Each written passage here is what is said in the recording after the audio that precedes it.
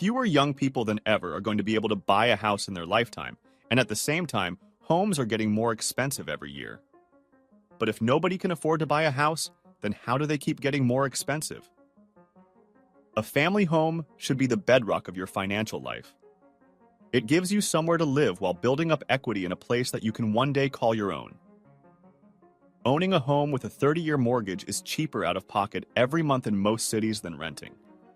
So, if you can buy your own home, you will be richer now and richer in the future. You already know this, but if you're in the 75% of my audience that doesn't own a home, it's probably because you can't afford one. According to Redfin, a company that studies houses being sold, only 21% of homes put up for sale in 2022 were affordable for regular people. This dropped a lot from the 60% of homes that were affordable in 2021. So, in just 1 year, almost 2/3 of houses became too expensive for most folks.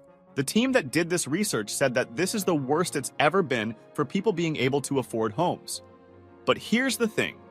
If regular people can't buy homes because they're too pricey, you might think the prices would stop going up. Nope. I'm not about to do one of those videos where I act like an expert and say the housing market will crash in a few days. But there are 3 reasons why it could actually get worse before it gets better. First, you don't actually need houses to be affordable to buy them. It might sound crazy, but there's a whole industry making it possible. You don't save up all the money to buy a house, you save up for a down payment. But here's the problem. The cost of houses is way higher compared to how much money most people make. Wages haven't gone up as fast as house prices. But the down payment only grows at a fifth of the rate in real terms. So, people can still buy houses. In 2020, the average home sold for $230,000. But by early 2023, it was $330,000, going up by $100,000 in less than 3 years. In the USA, the typical person earns about $59,000 a year before taxes. After paying taxes and other stuff, they take home around $49,000. Let's say this average person wants to save a whopping 70% of what they take home to buy a house. But here's the kicker. The cost of houses goes up as fast as they can save. So, after 3 years of saving like crazy, they're still just as far from buying a house because prices went up just as fast as their savings did. Most people only save for a down payment on a house. So, if they try to save that massive 70%, it shrinks down to 14%. And if it's a couple both earning the average salary, it's even smaller, just 7%. That's still a lot to save, especially when more than half of Americans can't handle a $1,000 bill without borrowing money. Saving 14% of what you take home might seem more doable than 70%. But remember, this only keeps up with how fast prices are rising. It doesn't actually get you any closer to buying a home. Banks and lenders who care a lot about real estate know it's tough for most families. Prices for basics like food and rent are going up faster than what people earn. So, they've changed the rules. A study by the National Association of Realtors found that for someone buying their first home, the usual down payment is just 7%. And if you've already owned a home and made some money from it, the typical down payment is only 17%. When you only need to put down a small amount, house prices can shoot up much higher than what you earn before it gets impossible to buy. If you need to save only 7% for a down payment, then saving 10% of what you earn over 3 years could get you an average home. It means being more disciplined with your money than most people, but it's doable with some sacrifices. And if that's still too tough, Zillow, a big housing website, said they might try giving loans where you only need to put down 1%. That could help people who struggle to save enough money make one of the biggest financial decisions of their lives: buying a house. Buying a house can be tricky. You put down a small bit of money, like 1%, and then the Zillow company adds 2% when the deal is done. That extra 2% they give you doesn't have to be paid back. So, it seems like the price to get into a house is going down, but that's just for the first payment. You still have to pay back the rest of the money. And if you can't afford to pay a lot up front, how can you handle paying the full price of the house later? It's important to understand how money works to figure out if this whole situation can keep going like this forever. Another reason houses keep getting more expensive, even though fewer people can buy them, is because there aren't many houses for sale. People aren't putting their homes on the market, even when they have a good deal on their mortgage. So, not many houses are up for sale, but lots of people still want to move. In the US, the number of homes being sold is the lowest it's been in 10 years, even though more people are around. Stats from the National Association of Realtors show that in 2021, 6 million homes were sold, but now, only 4 million homes are selling each year. People who have a mortgage on their home don't want to sell because renting is even more expensive. If they move to a new house, they'll get a new mortgage that costs a lot more than what they're paying now. That's why more people are fighting for places to rent, because fewer houses are up for sale. That's why there's so much competition for houses now. Fewer houses are for sale because people who rent don't want to buy. Many folks already moved during COVID, and moving again so soon would be too much trouble for them and their families.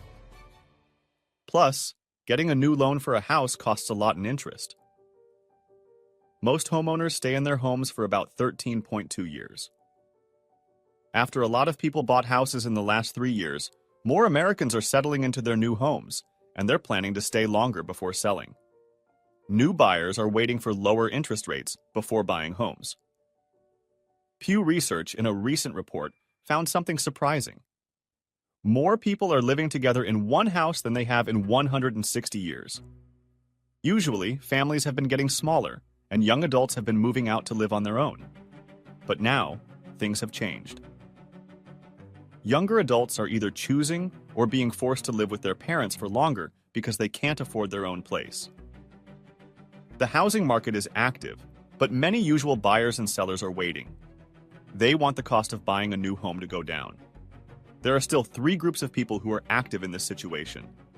Firstly, there are cash buyers. These people sold their old homes and have lots of money to buy a new one. For example, if someone bought a house in the 1970s and now wants to downsize, they can sell their house for much more money now. This extra money can help them live more comfortably. The second group consists of people moving from one state to another. Many cities have become very expensive to live in. People are leaving these expensive cities for more affordable places. Even if they can work from anywhere, they prefer staying close to their friends, family, and familiar places. Most people only live about 18 miles from where they grew up.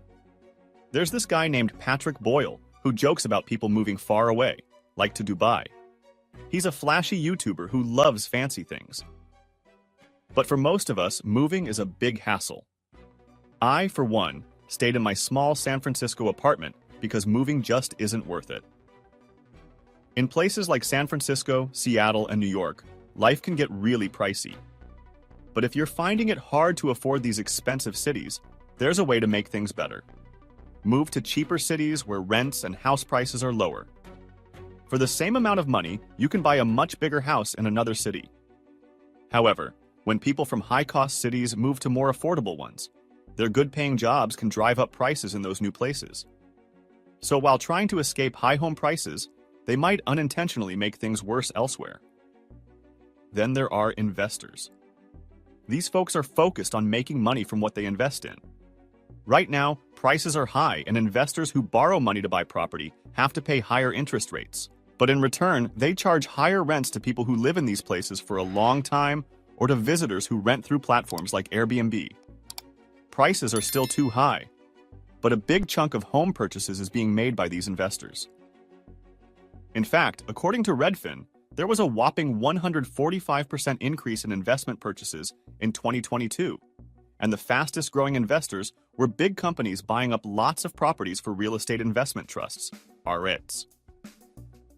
Now, REITs are like groups of people who pool their money to buy a bunch of properties.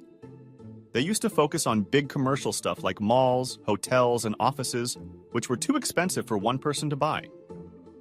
But lately, they've become more interested in houses because some people who can't afford to buy a home themselves still want to invest in the housing market. These folks put their savings into REITs, hoping they'll make money like the housing market does, so they won't miss out on rising house prices.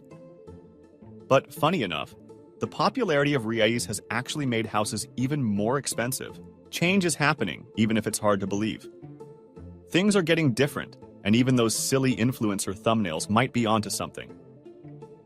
The market isn't eager to sell off, and strangely, home prices keep climbing, which doesn't really make sense. A new report from Redfin shows that investors aren't buying as much as before. Local agents in cities like Las Vegas, Austin, Miami, and Houston noticed big investors aren't buying at all anymore. Remember, Blackstone is a big investment company, not the same as BlackRock.